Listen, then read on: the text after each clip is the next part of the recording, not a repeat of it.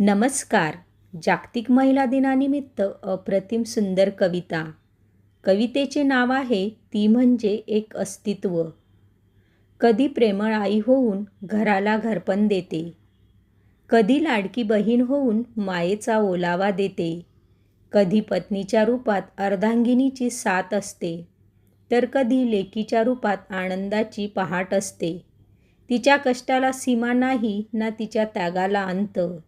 घरासाठी झटताना ती कधीच नसते शांत.